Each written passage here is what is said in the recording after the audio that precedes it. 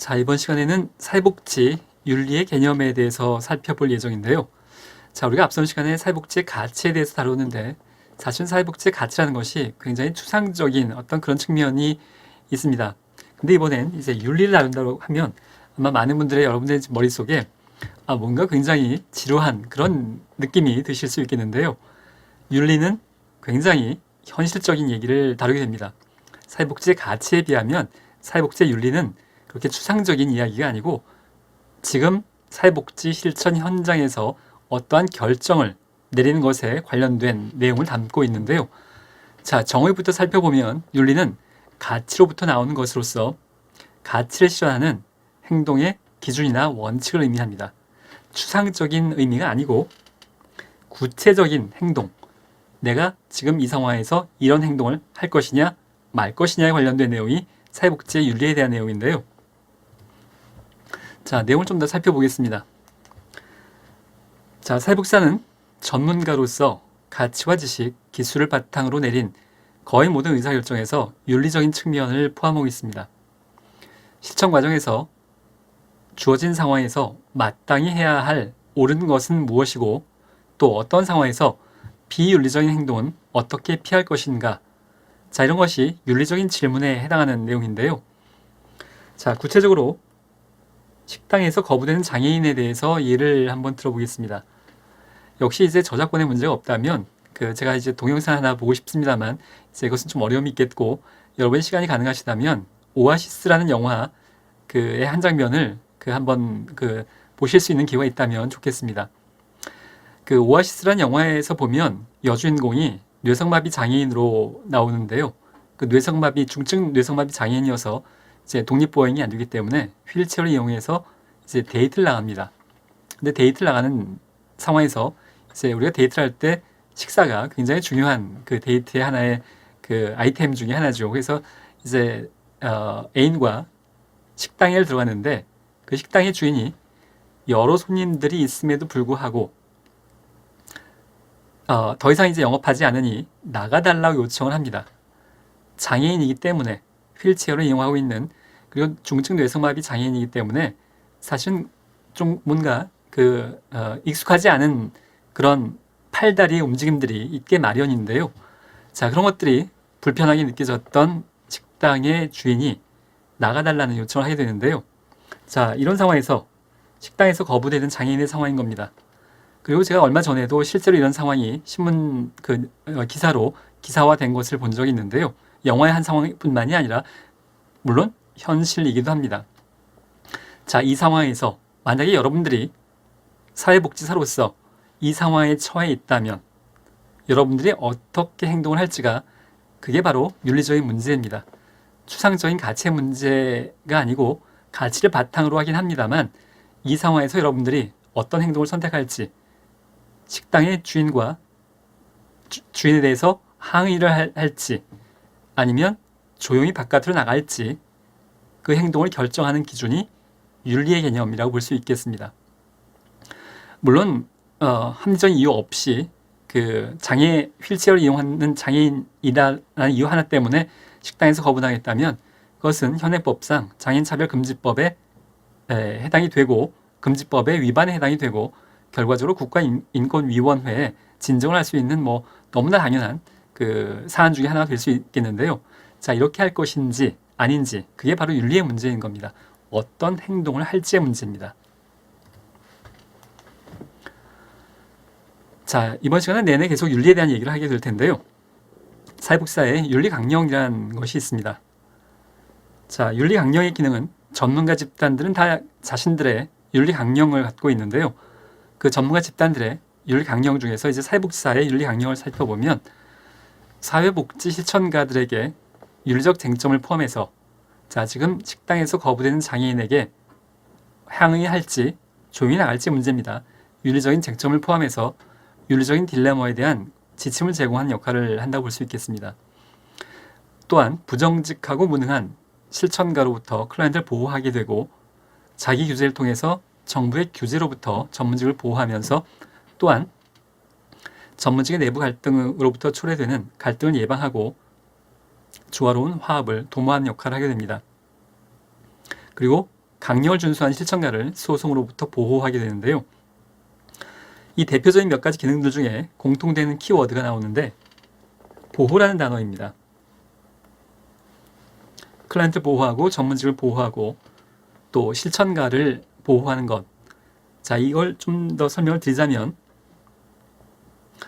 자, 부정직하고 무능한 실천가, 사회복지사를 이야기하는 겁니다. 사회복지사가 어떤 부당한 업무를 진행하고 있다거나 또는 능력이 너무 지나치게 모자란다거나 이럴 경우에 결과적으로 그 피해는 클라이언트에게 가게 됩니다. 정당하게 받게 될 사회복지 서비스를 받지 못하고 결과적으로 클라이언트는 피해를 입게 되는 건데요. 그러한 클라이언트를 보호하는 것이 이 윤리 강령의 기능이라고 할 수 있겠고, 자기 규제를 통해서 정부의 규제로부터 전문직을 보호하는 것.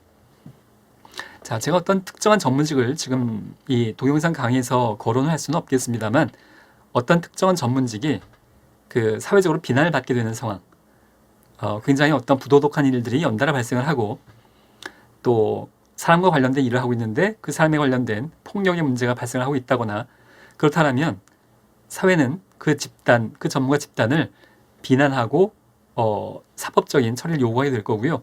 결과적으로 자기 규제를 통해서 문제를 해결하는 것이 아니라 사법적인 기능 또 정부의 기능으로 정부의 규제를 통해서 그 집단의 문제를 해결할 수밖에 없는 상황들이 발생할 수 있을 텐데, 그렇게까지 가기 전에 전문가 집단 스스로 윤리 강령을 준수함으로써 그러한 상황에 도달하지 않도록 하는 것, 그런 의미에서의 전문직의 보호라고 할 수 있겠습니다.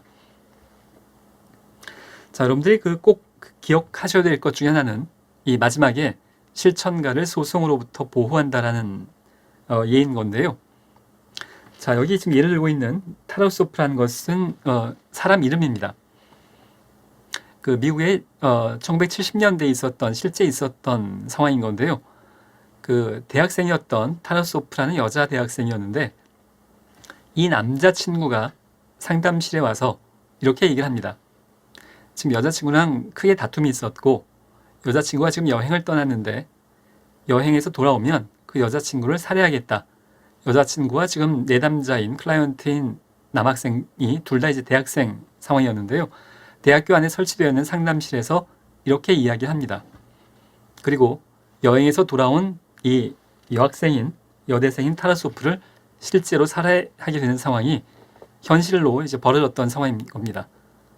자, 이 상황에서 타라소프의 가족이 이 상담가, 그 기록에 의하면 임상심리사인지 사회복지사인지는 명확하게 나오지 않는데요. 자, 이 상담가를 그 법원에 고소를 했습니다. 이 남학생이 여학생을 살해하겠다라고 했으면 여학생 본인에게 또는 가족에게 적절한 경고 조치를 했어야만 하는데 상담자가 그것을 하지 않았기 때문에 살해 사건이 발생했고 거기에 대한 윤리적인 책임을 또 법적인 책임을 지도록 법적인 고소를 했고 법원에서는 그 일정 부분 가족의 손을 들어주었습니다. 이 상담가가 비밀 보장을 지키지 말고 이 타라소프 여학생에게 자신의 남자친구가 지금 살해하겠다라는 의도를 보이고 있다는 걸 경고했었어야만 된다라고 이제 법원은 판시를 한 셈인데요. 자, 윤리적인 문제입니다. 우리는 비밀 보장이 큰 원칙 중에 하나죠. 내담자가 하는 얘기를 결코 제3자에게 누설하면 되지 않습니다. 그런데 지금 이 비밀 보장이라는 가치와 타라소프 여학생의 생명을 보호해야 된다라는 가치가 충돌하고 있는 셈입니다. 지금 이 타라소프 여학생에게 경고를 하면 비밀 보장의 원칙이, 비밀 보장의 가치가 지켜지지 않는 셈이고 또 타라소프라는 여학생이 이걸 고지하지 않으면, 설명하지 않으면 그 여학생의 생명을 보호하는 것의 가치가 실현되지 않는 것, 서로 상충되는 상황이 발생하고 있는 건데요. 자, 이런 것으로부터 우리가 어떤 행동을 취할지, 결과적으로 타라소프 여대생에게 경고를 할지, 경고라는 행동을 할지, 경고라는 행동을 하지 말지, 그것을 결정하게 해주는 근본적인 기준을 제공해 주는 것이 이 사회복지사 윤리 강령의 기본적인 기능 중에 하나라고 할 수 있습니다.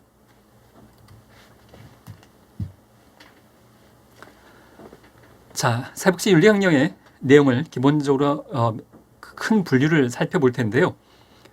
자, 첫 번째는 사회복지사의 기본적인 윤리 기준으로서 전문가로서의 자세, 전문성 개발을 위한 노력, 경제적 이득에 대한 태도. 두 번째로는 사회복지사의 클라이언트에 대한 윤리적 기준으로서 클라이언트와의 관계, 동료의 클라이언트와의 관계, 자신이 담당하고 있는 클라이언트뿐만이 아니라, 여기서 동료는 사회복지사 동료를 이야기하는 건데요. 내 옆자리에 앉아있는 사회복지사로서 내 옆자리에 앉아있는 동료 사회복지사가 자신의 클라이언트에게 어떻게 대하고 있는지도 역시 내 윤리에 해당한다는 얘기입니다. 사회복지사의 동료에 대한 윤리 기준인 건데요. 여기엔 동료와 슈퍼바이저를 포함합니다. 자, 슈퍼바이저라는 단어가 여러분 좀 익숙하지 않으실 수 있겠는데요.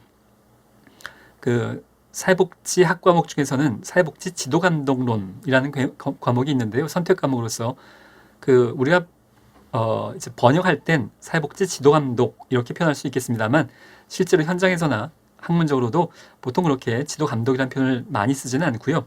이렇게 슈퍼바이저라는 용어를 쓰고 있는데, 사회복지사의 상급자, 사회복지 조직에서 사회복지사 초보자인 사회복지사를 성장시켜내는 책임을 맡은, 좀 더 쉽게 말하자면 팀장이나 과장이나 부장의 직급을 이야기한다고 볼 수 있겠습니다. 현실적으로는. 그런데 초보 사회복지사를 전문적으로 성장시켜내는 역할을 담당하고 있는 상급자를 우리가 슈퍼바이저라고 이야기를 합니다.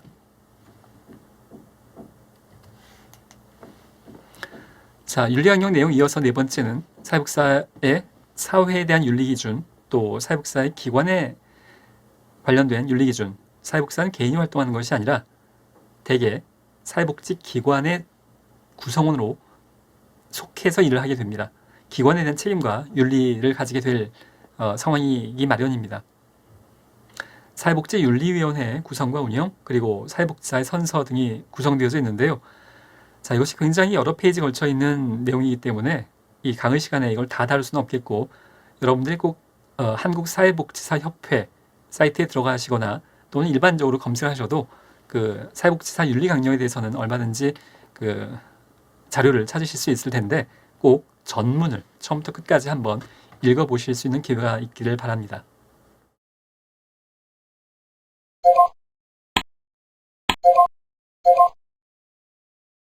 이제는 사회복지 윤리와 실천에 대해서 좀 더 구체적인 상황들을 다뤄보겠습니다. 제가 앞선 시간에 윤리라는 것은 추상적인 가치의 의미가 아니고 구체적인 어떤 상황에서 어떤 행동을 할 것인가에 관련된 건데요. 거기에 관련된 구체적인 예들을 이제 하나하나 좀 살펴보도록 하겠습니다. 자, 제목이 일단 윤리적인 딜레마인데요. 딜레마라고 하는 단어는 정답이 없기 때문에 사용하는 단어입니다. 우리가 딱 하나의 정답이 있으면 이제 딜레마라는 단어를 적용하지 않습니다.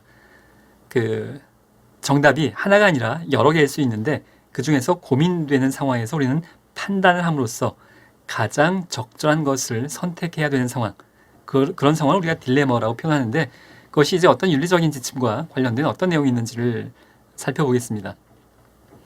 자, 비밀 보장, 우리가 기본적으로 우리의 가치 중에 하나인 클라이언트에 대한 비밀 보장에 있어서의 윤리적인 딜레마입니다. 자, 비밀 보장은 사회복지 전문직의 기본적인 원칙이라고 할 수 있을 텐데, 사회복지사는 전문적인 서비스를 제공하는 과정에서 얻은 정보를, 클라이언트의 정보를 비밀을 지켜야 한다는 것을 의미합니다. 자, 제가 앞으로 얘기할 기회가 있겠습니다만, 여기서 말하는 일단 비밀 보장의 의미는 개인 비밀 정보 보장과 관련된 내용이 아닙니다. 개인의 주민번호, 주소 이런 것들을 누설하지 말라는 의미 정도가 아니고, 물론 그것은 기본적으로 당연한 것이겠고요. 클라이언트가 자신의 내면의 어려움, 내면의 갈등, 남들에게 숨기고 싶은 창피한 측면들, 이런 것들을 꺼내서 이야기하려면 사회복지사는 자신의 고민을 듣고 그것을 비밀 보장할 것이라는 신뢰가 있어야만, 그래야 우리는 클라이언트를 돕는 원조의 관계가 형성된다고 할 수 있겠습니다. 내가 이런 얘기를 했을 때 사회복지사가 그 비밀을 지켜줄 수 없을 거야 라고 생각하는 순간, 클라이언트는 자신의 속 깊은 얘기를 하지 않게 되죠. 클라이언트를 잘 돕기 위해서는 사회복지사는 반드시 비밀 보장을 지켜야 하는 것이 아주 기본적인 원칙이라고 할 수 있겠습니다. 자, 그런데 문제는 뭐냐면 그것이 이제 꼭 반드시 정답일 수 없는 딜레마에 관련된 상황들을 우리는 마주치게 됩니다. 자, 하단에 있는 예를 보면 부부 상담에서 남편이나 아내가 자신의 배우자에게 꼭 비밀로 해달라는 정보가 있는데, 예를 들자면 성병에 감염됐다거나 에이즈에 감염됐다는 사실입니다.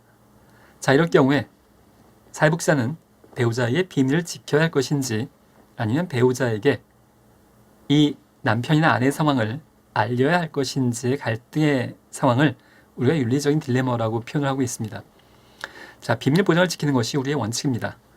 그런데 남편이나 아내가 내가 지금 에이즈 걸렸다라는 사실을 비밀로 해달라고 했다고 해서 아내에게, 그 배우자에게 계속 비밀로 한다면 그 배우자의 건강과 생명에 관련된 굉장히 그 치명적인 상황이 발생할 수도 있죠.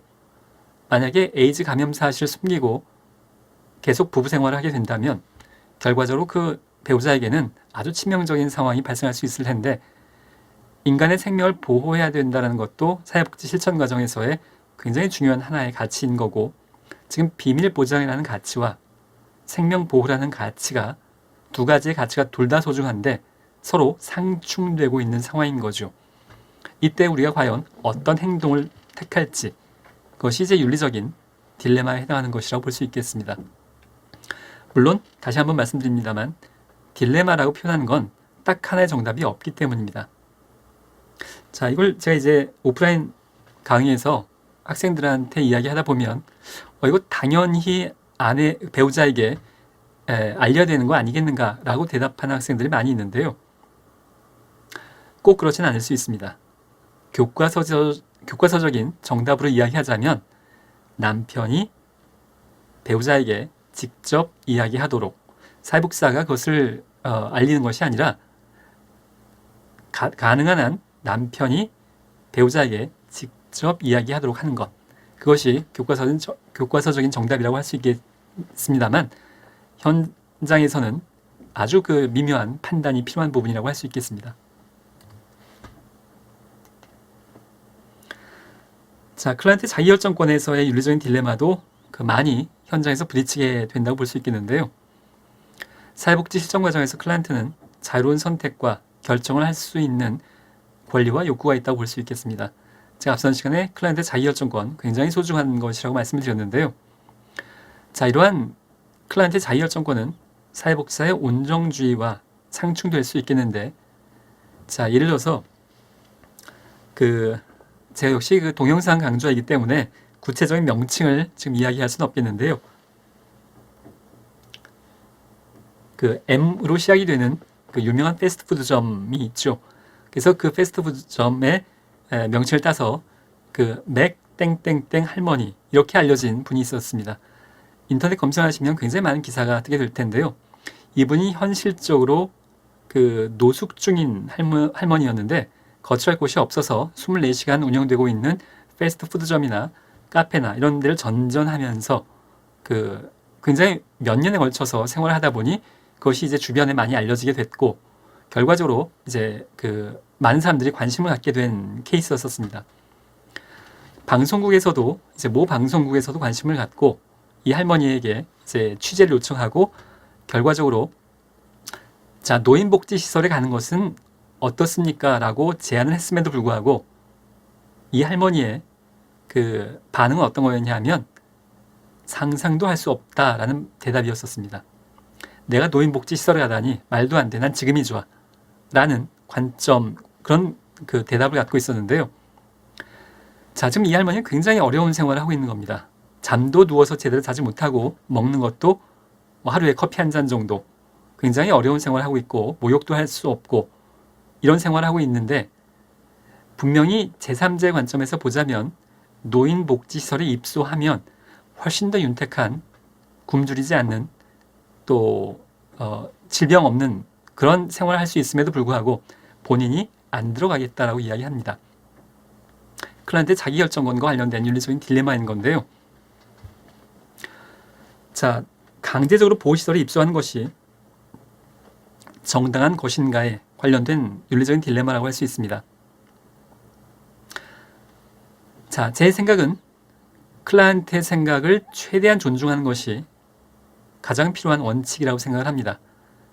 이 클라이언트한테는 반드시 이게 필요하니 그 클라이언트가 원하지 않더라도 그 서비스를 강제로라도 제공을 해야 된다는 것은 이 클라이언트의 자기결정권에 부합하지 않는 것이기 때문에 최대한 클라이언트의 자기결정권을 존중하되, 그렇다고 하더라도 존중하긴 하는데 한 번 정도 할머니 저희 노인복지시설에 가시면 뭐 이제 목욕도 할 수 있고 밥도 먹을 수 있고 누워서 잠도 잘 수 있는데, 자, 노인복지시설 한번 가시는 건 어떨까요? 할머니가 노라고 대답했을 때 이 할머니 원하지 않는구나 라고 판단하고 거기서 멈춘다면 적절치 않을 수 있다고 생각합니다. 지금 이 클라이언트는 이 제안을 한 것에 대해서 신뢰하지 못하고 있는 것일 수 있습니다. 그리고 또한 노인복지시설이 어떤 곳인지에 대해서 정확히 모를 수도 있고, 이 클라이언트의 상황을 최대한 자기결정권을 존중하되 사회복지사가 서비스를 제공할 책임을 포기하지 않는 것, 이것이 가장 적절한 상황이 아닌가 싶습니다. 전문적 가치와 개인적 가치 사이의 윤리적인 딜레마도 굉장히 많이 부딪히게 되는 상황 중에 하나인 건데요. 사회복지사의 개인적 가치가 사회복지의 일반적인 가치 또는 자신이 소속된 기관이 표방하고 있는 주요 가치와 일치하지 않은 윤리적인 갈등의 상황을 이야기하는 겁니다. 자, 예를 들어서 어떤 사회복지사가 자신의 클라이언트에게 최선을 다하기 위해서 기초수급권자 탈락을 막기 위해서 차명 계좌를 권유해야 되는가, 이런 행동을 하는 것이 윤리적인가의 문제인 건데요. 자, 좀 더 부연 설명을 하자면 우리가 국민기초생활보장법에 의해서 기초수급권자를 책정을 할 때 소득 인정액이라는 개념을 적용하게 됩니다. 그 일정 기간 동안의 소득뿐만이 아니라 재산 정도도 환산 기준에 의해서 어떤 공식에 의해서 계산을 함으로써 소득 인정액이 일정 금액 이상이면, 현재 소득이 전혀 없더라도 재산이 일정 정도 있으면 기초수급권자로서 자격이 미달되고 결국 기초수급권의 탈락의 상황이 될 수 있겠는데요. 자, 예를 들어서 어떤 그 기초수급권자인 한 80대인 할머니가 있다고 한번 가정을 해보겠습니다. 실제로 생계 능력이 거의 없는데 평소에 연락도 없던 어떤 친척이 한 500만 원을 계좌에 송금을 했다고 한번 가정을 해보겠는데요. 책정의 기준은 매년 바뀌기 때문에 그 숫자를 지금 고정적으로 이야기할 수는 없겠습니다만, 대략 500만 원 정도의 통장에 돈이 들어가 있다면 기초수급권자로서의 탈락할 가능성이 있습니다. 자, 이런 상황에서 사회복지사로서 어떤 선택을 할지의 문제입니다. 많은 경우에 또 상당수의 경우에는 사회복지사들이 저 할머니 이 통장에서 돈 빼서 다른 사람의 이름으로 차명으로 돌려놓으셔야 그래야 기초수급권자 탈락하지 않고 계속 서비스 받으실 수 있어요 라고 안내를 하기도 합니다. 이러한 행동이 과연 윤리적인가의 문제에 우리는 봉착할 수밖에 없습니다. 자신의 클라이언트에게 최선을 다하기 위해서, 클라이언트의 복리를 위해서 기초수급권자에 탈락하지 않은 방법을 알려주는 것이기도 하는데, 사실 국가 전체 차원으로 보자면 편법을 지금 안내하고 있는 셈이기도 하죠. 사실은 세금으로 도움을 받고 있는 기초수급권자가 아니라고 국가 제도가 규정하고 있는데 그것을 피해 나가는 방법을 편법으로서 선택하고 있는 것이기도 합니다.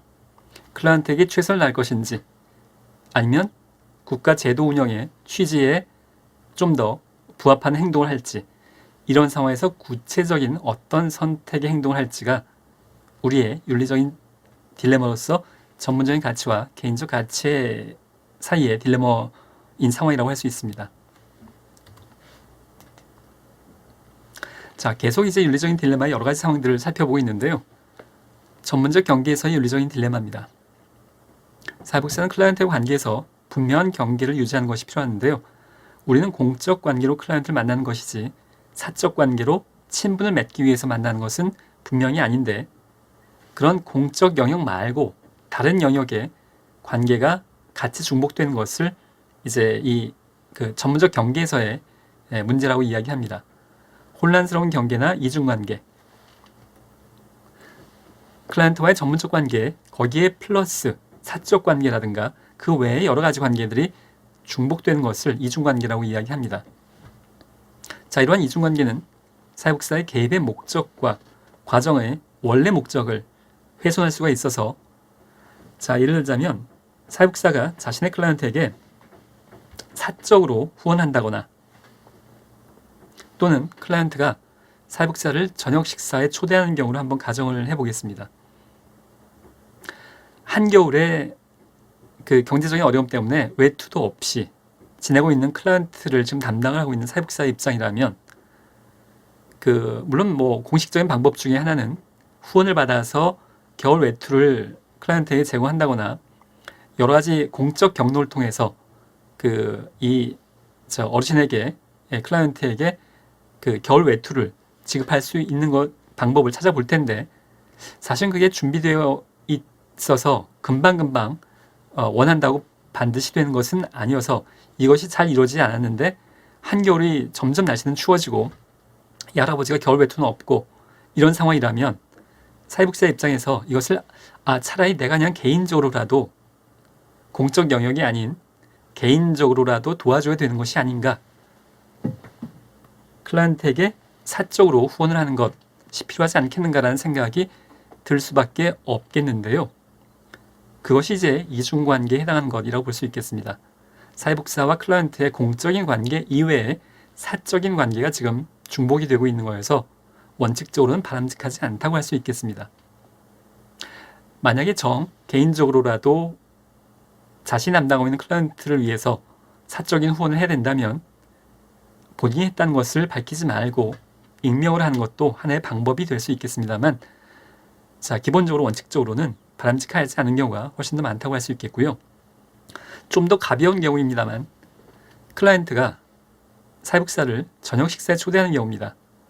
클라이언트 입장에서 이 사회복지사가 너무 고맙고 그동안 너무 복지관으로부터 도움을 많이 받았기 때문에 뭔가 심리적인 부채감도 있고 이것을 갚기 위해서 클라이언트를 저녁 식사에 초대하는 경우인 건데, 자, 이것도 원칙적으로는 바람직하지 않은 경우라고 할 수 있겠습니다. 자, 여러 가지 판단 요소가 작용할 수 있겠습니다만, 사적인 상황에 공적인 영역이 같이 연루되는 것은 결코 바람직하지 않은 경우가 대부분이라고 할 수 있겠습니다. 자, 제한된 자원 할당에서의 윤리적인 딜레마도 있을 수 있습니다. 사회복지 실천 현장에서는 필요로 하는 서비스나 프로그램보다 자원이 제한되어 있어서 사회복지사는 어려운 결정을 내려야 할 경우가 많이 있습니다.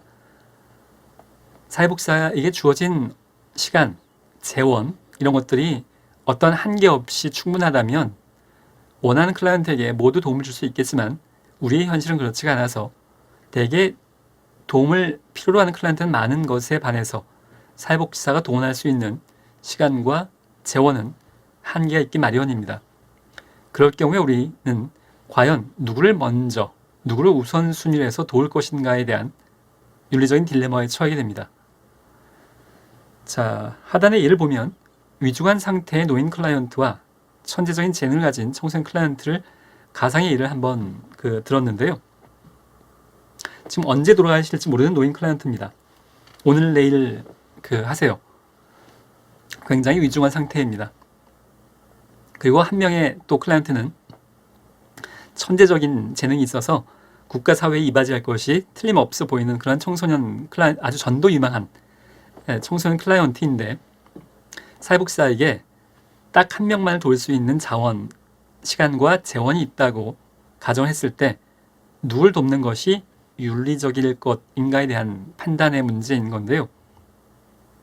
우리가 많은 분들이, 일반 대중들이 생각할 때 첫 번째 떠오르는 생각은 당연히 이 전도 유망한 국가 사회를 위해서 이바지할 것이 틀림이 없어 보이는 청소년을 도와야 되는 것이 아닌가라고 생각할 수 있겠습니다만, 저는 반드시 그렇다고 생각하지는 않습니다. 인간에 대해서 경제적인 논리로, 자, 내일 돌아가실지 모르는 클라이언트를 도와봐야 그것은 아무 소용이 없으니 앞으로 살 날이 많은 청소년을 도와야 된다는 것은 지극히 경제개발의 논리라고 생각을 하고, 그것은 인간의 가치를 고려하지 않은 결정일 수 있다고 생각을 합니다. 내일 돌아가실 수 있는 클라이언트나 앞으로 그 능력이 많은 청소년 클라이언트나 인간이라면은 똑같이 중요할 수 있다고 생각을 하고, 사회복사는 결국 전문적인 판단에 의해서 이 노인 클라이언트와 청소년 클라이언트 둘 중에 누굴 도울지를 결정을 해야 될 문제이지, 당연히 청소년 클라이언트라고 결정을 내리는 것은 곤란하다고 생각을 합니다. 물론 우리가 이 자리에서 아주 이런 그 도식적인 예를 들면서 1번 아니면 2번 이런 식으로 결론을 내릴 수는 없겠습니다만, 제가 갖고 있는 아이디어는 사회복사의 윤리와 실천과 관련된 딜레마에서 당연히 청소년, 이것은 정답은 아니라고 생각을 합니다. 자, 규칙 및 법의 준수에 있어서의 윤리적 딜레마도 이해가 될 수 있겠는데요. 사회복사는 때로는 부당하다고 생각되는 규칙이나 법과 마주치게 됩니다. 생각보다 이런 경우가 적지 않게 발생을 하게 되는데요. 클라이언트를 심각한 위해로부터 보호하기 위해서 법이나 규칙을 위반할 것인가에 대한 딜레마에 처하게 되는데, 전형적인 예가 단기 청소년 쉼터, 그러니까 가출 청소년을 위한 보호를 하는 그런 이제 쉼터인 건데요. 이 가출 청소년을 위한 쉼터는 일시, 단기, 중기, 장기 이 네 가지 형태로 구분되어져 있고 각각마다 입소 기간이 제한되어져 있습니다. 자, 그런데 단기 청소년 쉼터의 경우에는 입소 기간이 3개월로 법적으로 정해져 있는 건데요. 3개월을 넘기지 말라는 규칙이 있는 겁니다. 3개월이 넘어가야 되는 상황이라면 단기 말고 중기나 장기 또는 다른 대안을 마련을 해야 된다는 말의 의미인 건데요. 자, 상황이 그렇게 항상 유연하게 진행되지는 않아서 입소가 가능한 중기나 장기로 연결이 잘 되지 않고 또 가정으로 돌아가기에도 적절치 않은 상황이고, 입소 제한 기간 3개월의 만기는 다가오고 했을 때 사회복지사가 어떤 선택을 할지 문제입니다. 규칙 그대로 적용을 해서 자, 3개월 제한이 있으니 나는 모르겠고 일단 넌 나가야 돼. 2개월 29일 시점에서 그렇게 결정을 할지, 아니면 규칙을 위반해서라도 3개월 제한의 규칙을 위반해서라도 이 클라이언트를 위해서 계속 보호를 할지에 관련된 현실적인 행동을 어떻게 결정할 것인가에 관련된 윤리적인 딜레마입니다. 자, 역시 제가 이제 오프라인 강의에서 이 사례를 가지고 그 논의를 하다 보면 일부 학생들이 되게 이제 사회복지사에 아주 열심히 있는 학생들이 클라이언트를 위해서 당연히 이 규칙을 어겨야 되는 거 아니겠는가? 라고 대답을 하는 학생들이 여러 명 나오게 되는데요. 자, 그렇게 단 하나의 정답이라면 이제 딜레마라고 표현하지 않습니다. 대개의 경우에 청소년 쉼터에는 입소 대기자들이 줄 서 있는 경우가 굉장히 많습니다. 어떤 한 명의 클라이언트를 규칙을 위반하면서까지 연장해서 보호한다는 말의 의미는 입소 대기자가 되어져 있는, 이미 줄 서 있는 청소년 클라이언트 중에 어떤 한 명에게는 서비스를 제공하지 못한다는 것의 의미이기도 합니다. 우리에겐 현재 클라이언트나 대기자의 명단에 있는 클라이언트나 둘 다 소중한 클라이언트인데요. 어느 규칙을 하나 위반함으로써 결국은 다른 클라이언트에 대한 충실성을 위배하는 결과가 초래될 수 있는 상황인 거죠. 자, 이런 것들이 이제 이 규칙과 법의 준수에서의 윤리적인 딜레마에 해당한다고 볼 수 있겠습니다. 자, 전문적인 동료 관계에서의 윤리적인 딜레마도 있습니다. 사회복지사가 동료의 불법적인 행위를 발견하게 된다면 사회복지사는 혼란스러워할 수밖에 없겠는데요. 부정행위를 둘러싼 모호한 상황, 동료와 기관에 미칠 결과, 이런 것들을 윤리적인 측면에서 고려하고 판단하고 결정을 해야 될 때가 있습니다. 예를 들어서 거주시설에서 사회복지사 개인의 영리행위에 해당하는 경로로 물품을 구매한다는 상황인 건데요. 안타깝게도 이것도 실제로 제가 경험했던 상황인 겁니다. 그 거주시설에서 어떤 이제 물품 구매를 담당하고 있는 사회복지사가 다단계로 굉장히 유명한 하나의 회사의 영업의 역할도 동시에 겸하고 있으면서 치약과 칫솔, 비누 이런 것들을 이제 구입을 하게 되는데, 거주시설이기 때문에 굉장히 많이 필요하게 되죠. 그것을 구입하는데 어느 구입처로 결정했냐면 본인이 영업사원으로 있는 그 그 판매 회사의 제품을 사는 걸로 결정을 했고, 그것은 개인의 영리 행위에 해당하는 것이기도 하죠.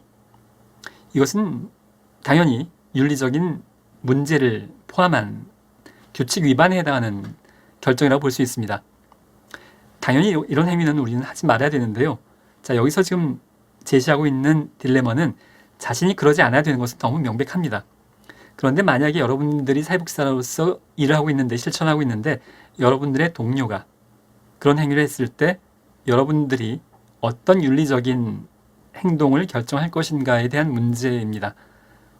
뭐 내일 아니니까, 내 동료의 일이니까 나 그냥 모른 척 해야지라고 할 것인지, 아니면 구체적으로 문제 제기를 할 것인지, 문제 제기를 어떤 방식으로 할 것인지, 거기에 관련된 것이 여기서 이야기하고 있는 전문적 동료 관계에서의 윤리적인 딜레마에 해당합니다. 조사와 평가에서의 윤리적인 딜레마도 많은 사회복지사들이 실천 과정에서 경험을 하게 되는데요. 사회복지 분야에서 욕구 조사, 임상적 실천 및 프로그램에 대한 평가, 기관 운영 전반에 대한 평가 등의 중요성을 강조하고 있고 앞으로 점점 더 강조하게 될 겁니다. 사회복지사들의 조사와 평가 활동의 참여는 점점 더 증가하고 있는 셈인데요. 자, 이것이 우리는 이제 책무성을 담보하기 위한 방법 중에 하나입니다. 클라이언트가 이렇게 좋아졌다는 것을 증명해야 되는 것인데, 자, 예를 들어서 1년간 진행한 프로그램의 효과성이 없다는 조사 결과가 도출되었다고 가정을 해본다면 담당 사회복지사 입장에선 참 난감한 일이 아닐 수가 없습니다.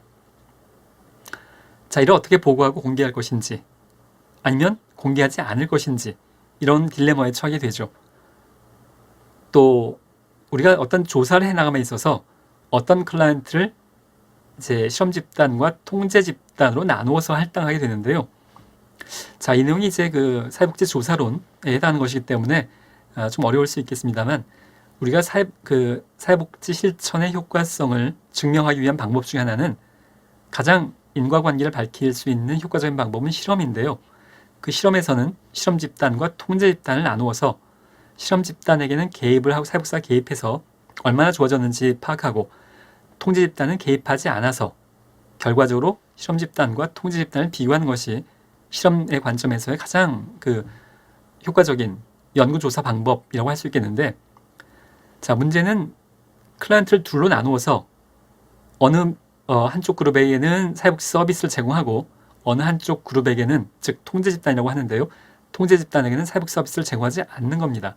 그렇다면 여러분이 맡고 있는 클라이언트들 중에 클라이언트가 30명이라면 15명은 사회복지 서비스를 제공하고 15명은 사회복지 서비스를 제공하지 않는 거인데, 과연 누구에게 서비스를 제공하고 누구에게는 제공하지 않을 것인가라는 고민이 이제 우리의 실천 영역에서 발생하게 되는 셈입니다.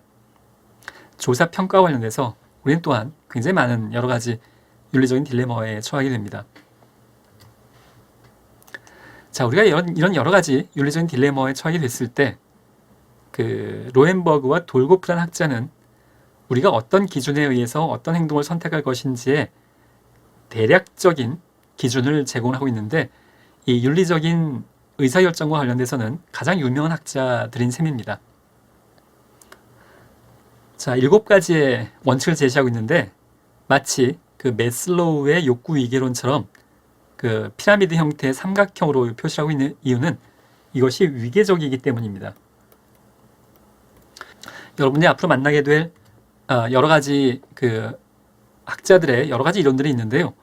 어떤 이론들은 위계적이지 않은 상황도 있고 어떤 이론들은 위계적일 수 있는데, 이 이론은 위계적에 해당합니다.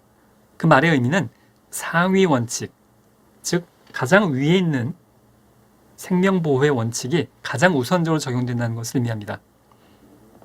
자, 이 7가지 원칙들이 서로 상충될 수 있는데, 그 상충될 때 우리가 어떤 것을 먼저 따르냐 하면 상위 원칙을 우선적으로 적용해서 윤리적인 행동의 결정을 해라라는 것이 로엔버그와 돌고프의 윤리적 원칙 심사의 기본적인 아이디어입니다. 자, 우선 하나하나 좀 살펴볼 텐데요. 자, 내용 하나하나는 크게 어렵지 않은데요. 첫 번째는 생명보호의 원칙입니다. 인간의 생명보호가 다른 모든 것에 우선한다는 것입니다. 자, 앞에서 설명드렸듯이 좋은 원칙과 나쁜 원칙이 충돌하면 우리는 고민할 게 없고 딜레마의 상황이 아닙니다. 나쁜 원칙은 버리고 좋은 원칙을 취하면 됩니다. 문제는 좋은 원칙끼리 충돌을 할 때입니다. 여기서 지금 로헨버그와 돌고프가 이야기하고 있는 7가지 원칙은 다 바람직하고 다 필요한 것인데 그것이 서로 상충될 때 우리는 무엇을 더 우선시해야 되는가에 대한 내용인데요. 로헨버그와 돌고프는 생명보호를 가장 첫 번째로 들고 있습니다. 앞에서 제가 그 미국의 대학생 중에 타라소프 케이스를 말씀드렸는데요. 타라소프의 케이스는 6번째 비밀보장의 원칙과 생명보호의 원칙이 상충된 상황이라고 볼 수 있습니다. 그렇다면 우리는 생명보호의 원칙을 더 우선해서 비밀보장을 지키지 않을 수 있다는 것을 이야기합니다. 자, 두 번째는 평등과 불평등의 원칙인데요. 능력이나 권리 같은 사람을 똑같이 취급받을 권리가 존재한다는 것이고 능력이나 권리가 다른 사람은 다르게 취급받을 권리를 의미하는 건데요. 자, 문장이 굉장히 동일한데 자, 능력이나 권리가 같은 사람은 똑같이 이거에 대해서는 여러분 별로 이견이 없을 겁니다.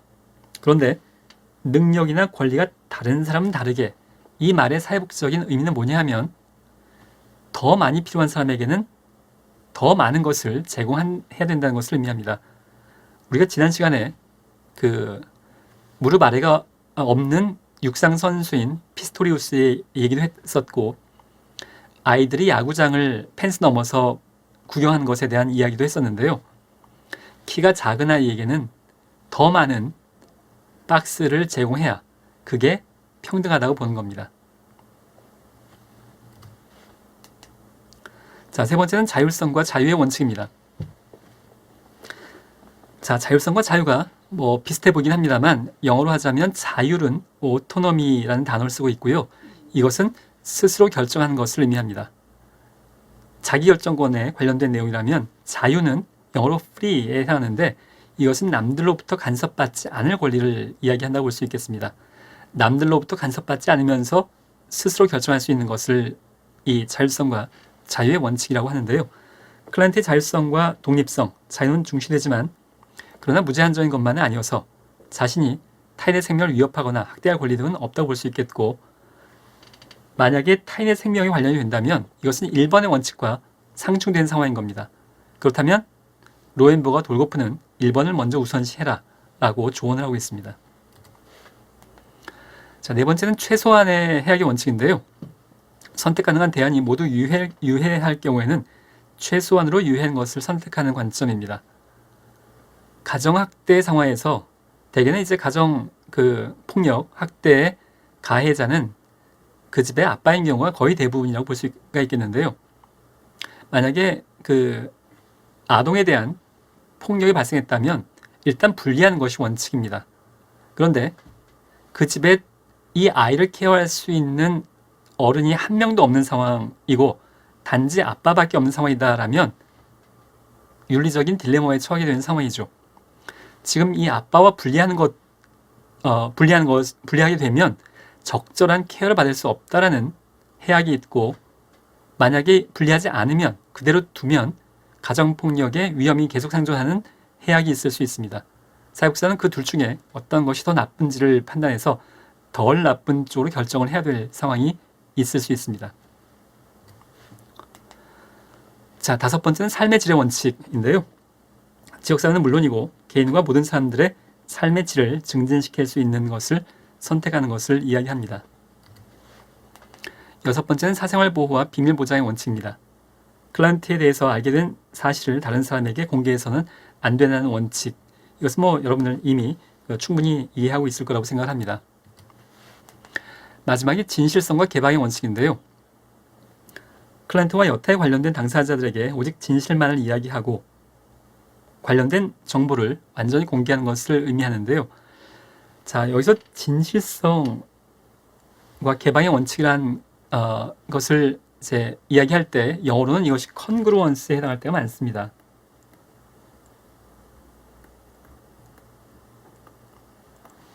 이 말의 의미는 좀 더 쉬운 단어로 표현했을 때 솔직함을 이야기하는 겁니다.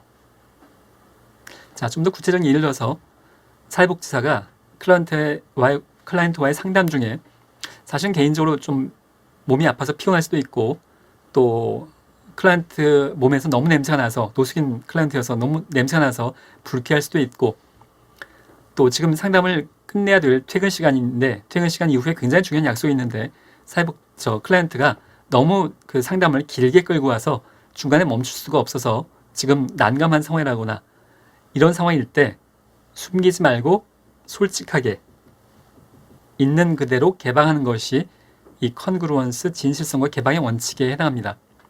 자, 다른 말로 이야기했을 때 지금 그 퇴근 시간 이후에 굉장히 중요한 약속이 있다면 상담 중이더라도 클라이언트에게 지금 자신의 상황을 적절하게 설명하고 양해를 구하는 것이 바람직하지 사회복지사가 클라이언트 말을 끝까지 열심히 들어야 된다라는 강박관념을 갖고 사실 속은 지금 막 조바심이 나고 불쾌한데 겉으로는 아무 문제 없는 것처럼 클라이언트에게 집중하는 것처럼 그 상담을 진행한다면 그것은 이 진실성과 개방의 원칙에 해당하지 않습니다. 우리가 TV 드라마를 보면 가끔 시한부 선고를 받은 그런 상황의 주인공에게 정작 본인에게는 본인을 위해서 알리지 않는 것을 그런 상황을 이제 보게 되는데요. 그것은 진실성과 개방의 원칙에 위배가 된다고 볼 수 있겠습니다. 본인이 3개월밖에 남지 않았다면 그 3개월이 굉장히 소중하게 보내야 될 텐데 내가 3개월 후에 죽는다는 사실을 모르고 그 3개월 보낸다면 그 3개월이 소중하게 보내지지 않을 수도 있는 상황이 벌어지게 되는 거죠. 자, 그것을 우리가 진실성과 개방의 원칙, 클라이언트와 여타에 관련된 당사자에게 사회복지사는 진실만을 솔직하게 이야기하는 것을 이 진실성과 개방의 원칙에 해당하는 내용이라고 볼 수 있겠습니다. 자, 다시 한번 정리하자면 로엔버그와 돌고프는 7가지 원칙을 제시하고 있는데 위계적이어서 상위의 원칙이 더 중요합니다. 상위의 원칙과 하위의 원칙이 충돌한다면 로엔버그와 돌고프는 상위의 원칙에 부합해서 윤리적인 결정을 해라 라고 조언을 하고 있는 셈입니다.